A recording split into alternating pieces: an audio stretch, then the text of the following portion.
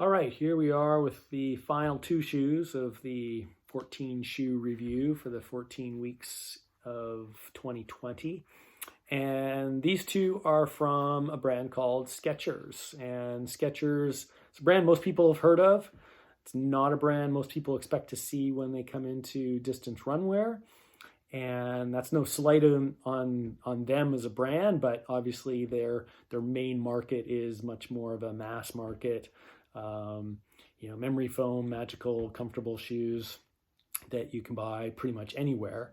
But a number of years ago, they did decide to invest in performance run. And they teamed up with some great athletes. They hired some incredible engineers.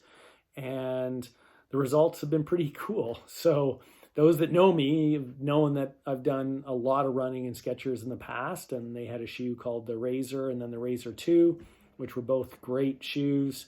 I did a lot of running in them, ran the Boston Marathon in a pair, and ended up being able to run with Meb Keflezighi, who was one of the first athletes that they took on, and really loved the shoes. And then they made some changes, and that shoe didn't really exist anymore. And as a business, it's a little bit more complicated to deal with them. Just because it is all based out of the US and their buying cycle is different. So it's always been a bit of a challenge to have shoes in the store. But nevertheless, they're very generous with getting samples out to me to test.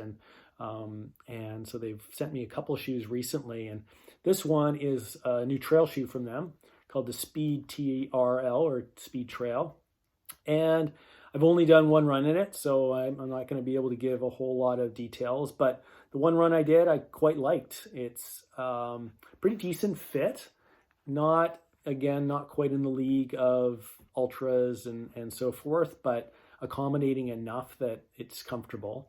It's utilizing a bit of a kind of a rock plate, but they're also utilizing it as a bit of a spring loaded plate as well. So it's doing a bit of double duty. So very similar to what they would do with the carbon plate and the performance shoes.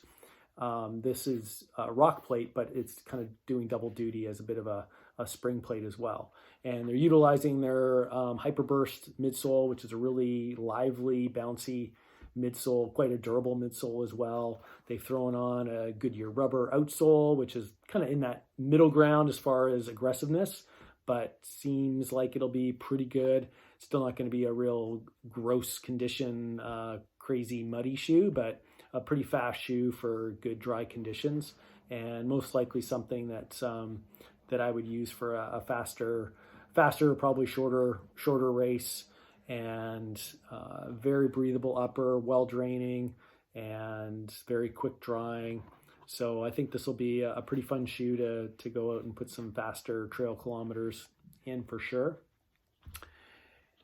And then the final shoe is my first real carbon plated shoe.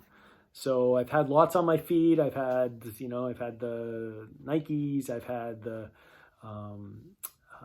who else did we have on? I've had Sauconys on my feet. I've had a bunch of different models at trade shows and so forth.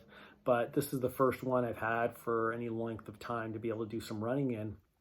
And I have to say, I'm pretty happy. I'm generally not a fan of the concept of a shoe making us faster. I think a shoe should provide protection. A shoe should provide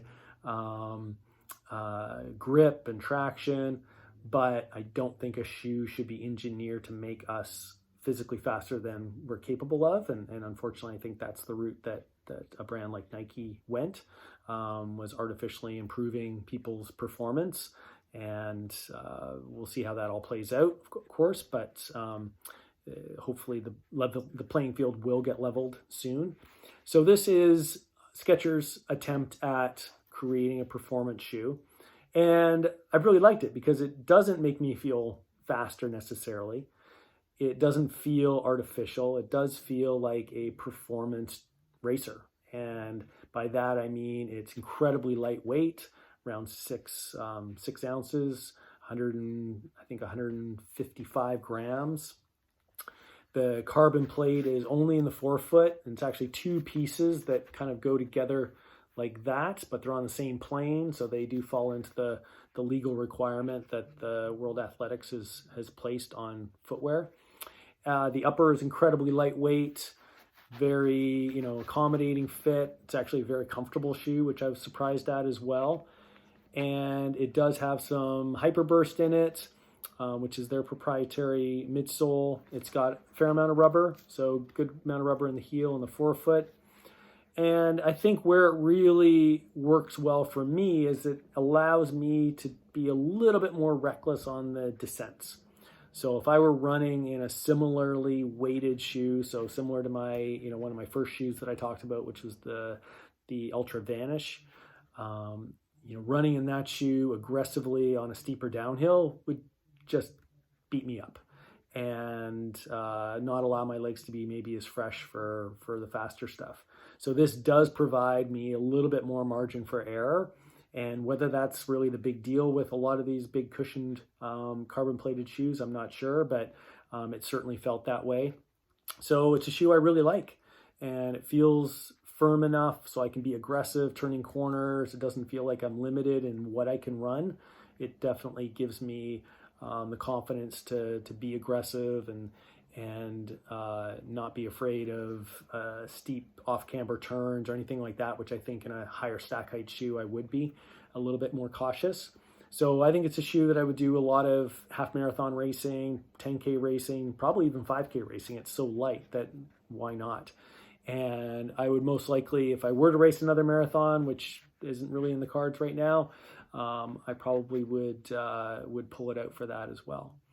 So that's a wrap of the 14 shoes, 14-month review. This is also our first attempt at talking to you through this medium. And anyway, hopefully you've enjoyed it. And we'll have more to come and probably look at a slightly different format as we get into more reviews and potentially more form talk as well as we go forward. But for now, stay safe. Get out there and run. That's one of the few things we're still able to do. And enjoy it, but be safe, be practical, and thanks.